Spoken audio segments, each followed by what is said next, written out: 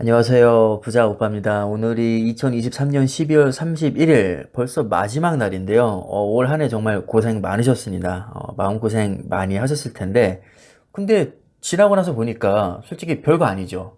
제가 심심해서 지난 1년간의 수익률을 한번 봤거든요. 정말 기겁을 할 뻔했습니다. 이렇게 많이 올랐다고요? 마소가 60% 올랐고요. 엔비디아 252%, 브로드컴 104%, 애플 52%, 구글이 63% 올랐고, 메타 206%, 아마존 85%, 테슬라 120%. 아니, 이게 뭔가요? 이렇게나 많이 올랐다고요, 정말?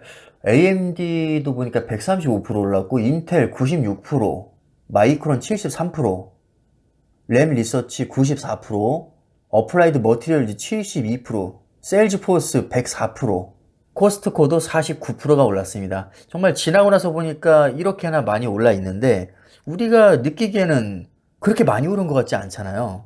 아마도 제 영상을 꾸준히 보시고 구독을 할 정도라면 저와 투자 마인드가 비슷하시겠죠? 그러니까 어느 정도 공감이 가니까 애초에 구독을 하셨을 거고 영상을 꾸준히 챙겨 보실 겁니다. 그렇다면 아마도 타이밍 매매를 거의 하지 않으셨을 텐데 사실 익절도 거의 안 하죠, 우리는.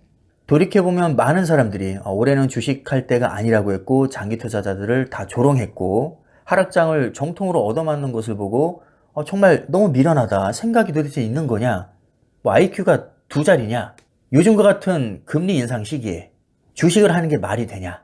아무리 장기 투자자라도 소나기는 피해야지. 전략적으로 해야지. 아니 미련하게 왜 폭락장을 정통으로 쳐맞고 있냐? 바보 아니냐? 정말 많은 조롱과 악플이 있었지만 지나고 나서 보니까 우리가 승자였습니다. 1년 동안 아무런 대응도 하지 않고 좋은 주식을 그냥 보유했다면 정말 엄청난 수익을 다 챙겨 먹을 수가 있었습니다. 100%, 200% 수익 난 종목들 찾아보면 의외로 많습니다.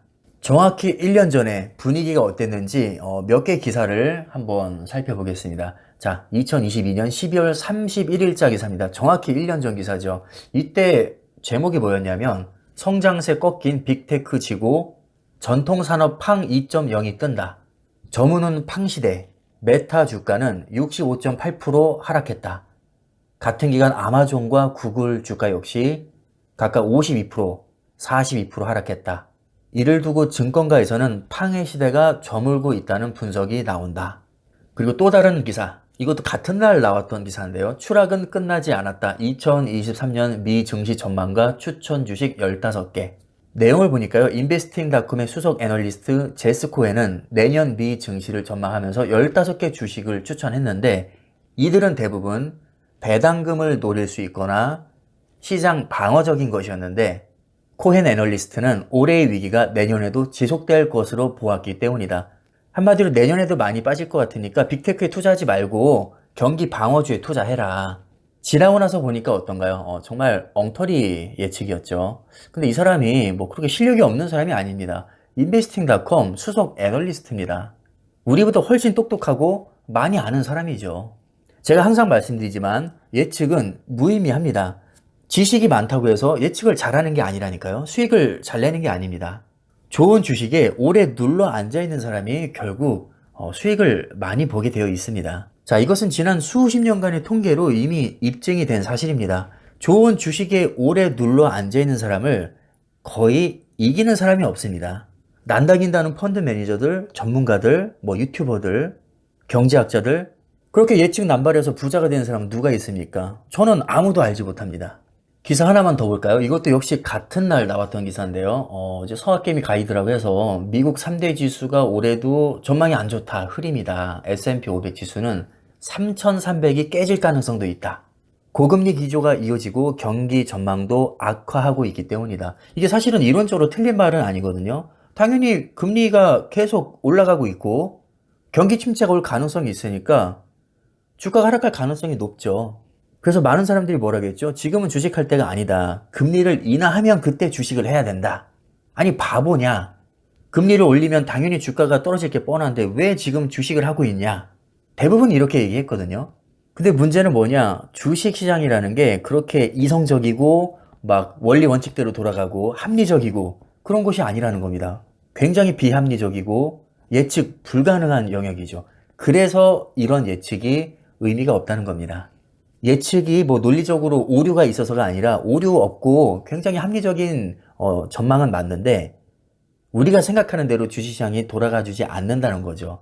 변덕이 너무 심합니다. 변수 너무 많습니다. 그래서 피터 린치가 이런 얘기를 했잖아요. 누군가 시장을 예측할 때 우리는 귀를 기울이는 대신 코를 골아야 한다. 회사의 근본이 바뀌지 않는 한 주식을 계속 보유하라.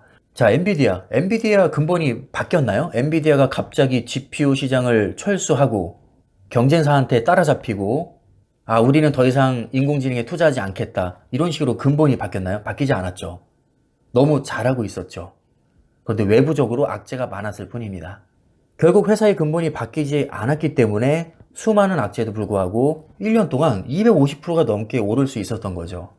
우리는 회사의 근본이 바뀌지 않았기 때문에 계속 보유를 했고 250%다 챙겨 먹었습니다. 그럼 앞으로는 어떻게 해야 될까요? 똑같습니다. 근본이 바뀌지 않으면 주식을 계속 보유해야죠. 물론 급전이 필요하거나 현금이 부족하거나 아니면 절세를 하기 위해서 매도할 수는 있습니다. 개인적인 상황에 따라서 매도는 할 수 있지만 그것이 극단적으로 타이밍 매매가 되어서는 안 된다는 겁니다. 주식으로 성공한 사람들 역시 주기적으로 손실을 보고 좌절을 맛보고 예기치 못한 사건을 맞이한다. 우리가 1, 2년 전에 이런 상황이었잖아요. 손실 겁나게 보고 좌절도 많이 맛보고 조롱도 많이 당하고 예기치 못한 사건 너무나도 많이 맞이했습니다. 러시아 우크라이나 전쟁 터졌죠. 코로나 터졌죠. 연준에서 정말 유례 없을 정도로 금리를 너무 급격하게 올렸죠. 이스라엘 하마스 전쟁 또 터졌죠. 유가 급등했었죠. 헝다 사태 터졌죠. 은행 파산했죠. 정말 수많은 악재가 우리들을 괴롭혔습니다. 그리고 그로 인해서 주가 너무 많이 빠졌었죠. 근데 우리는 어떻게 했죠? 회사의 근본이 바뀌지 않았기 때문에 이건 싸게 살 수 있는 기회다. 좋은 주식을 싸게 살 수 있는 기회다. 우리가 몰빵한 것도 아니고 공부 충분히 되어 있고 이 주식은 나중에 무조건 올라갈 건데 주가 빠지면 더 좋은 거지. 싸게 살 수 있으니까. 그래서 추가 매수를 계속 함으로써 평단가를 낮추고 수량을 계속 늘렸습니다. 그 결과 지금은 웃고 있죠. 돈 벌었죠. 자, 이렇게 주식시장은 확신을 요구하고요. 확신이 없는 사람들은 반드시 희생이 됩니다. 확신이 없으면 하락장을 견딜 수가 없습니다. 주변 사람들에게 휘둘리지 말고 장기적인 가능성을 봐야 된다. 우리가 이렇게 했잖아요. 주변 사람들한테 안 휘둘렸잖아요. 지금 주식할 때 아니다. 바보 아니냐. 이런 말에 휘둘리지 않고 회사의 근본을 보고 계속 투자를 했습니다. 가능성 충분히 확인하고 애초에 투자 시작했고 그 믿음 변치 않았죠. 믿고 투자했습니다. 그 결과 많은 수익이 났습니다.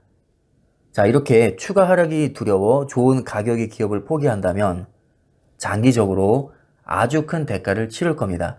이거는 제가 하는 얘기가 아니라 세계 최고의 주식 전문가인 피터 린치가 했던 말입니다. 그리고 피터 린치의 말대로 주식을 떠난 사람들은 정말로 큰 대가를 치러야 했습니다. 이렇게나 어마어마한 수익을 다 날려먹은 거죠. 근데 우리는 다 챙겨 먹었습니다. 그럼 앞으로는 어떻게 투자를 해야 될까요? 올해는 어떻게 될까요? 사실 그것을 예측할 수는 없습니다. 예측은 무의미하다니까요. 그럼 어떻게 하면 되냐? 그냥 올해처럼 하면 됩니다. 회사의 근본이 바뀌지 않는 한 주식을 계속 보유하면 되겠죠. 회사의 근본이 바뀌는지 안 바뀌는지 모니터링 정도는 해야 될 거고요. 장기 우상향을 믿는다면 믿고 기다려줘야 될 겁니다. 시간을 녹여내야 될 겁니다. 올해만 해도 엔비디아가 252%가 올랐는데 10년 후에는 여기 공 하나 더 안 붙으라는 법이 있을까요? 2520% 충분히 수익 기대해 볼 만하다고 봅니다. 올해 테슬라가 120% 올랐는데 10년 후에 여기 공 하나도 안 붙을까요? 1200%. 저는 충분히 가능성이 있다고 봅니다. 에이, 너무 나간 거 아니냐고요? 작년에는 엔비디아가 252% 오를 거라는 거 누가 상상이나 했을까요? 자, 누가 아마존이 85% 오를 거라고 생각을 했을까요? 메타가 206% 오를 거라고 생각했을까요? 항상 주식은 우리의 예상 범위를 벗어납니다. 그러니까 자꾸 우리 상식선에서 합리적으로 예측을 하려 하지 마시고 그냥 좋은 주식은 오래 들고 갈수록 개이득이구나.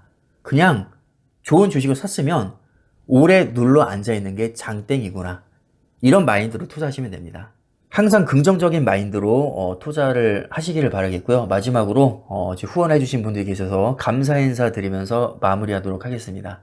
개인님, 짱구박사님, 은미님 슈퍼땡스 후원해주셨고요. 김원정님 멤버십 가입해 주셨습니다. 여러분들이 이렇게 후원을 해주시면 제가 돈에 쫓기지 않고 조금 더 안정적으로 영상을 제작할 수 있기 때문에 여러분들께도 그 혜택이 조금씩 돌아간다고 생각하시면 될 것 같습니다. 저도 좋고 여러분들도 좋은 거죠. 올해 대박 나신 거 정말 축하드리고요. 내년에는 더 초대박 나시기를 바라겠습니다.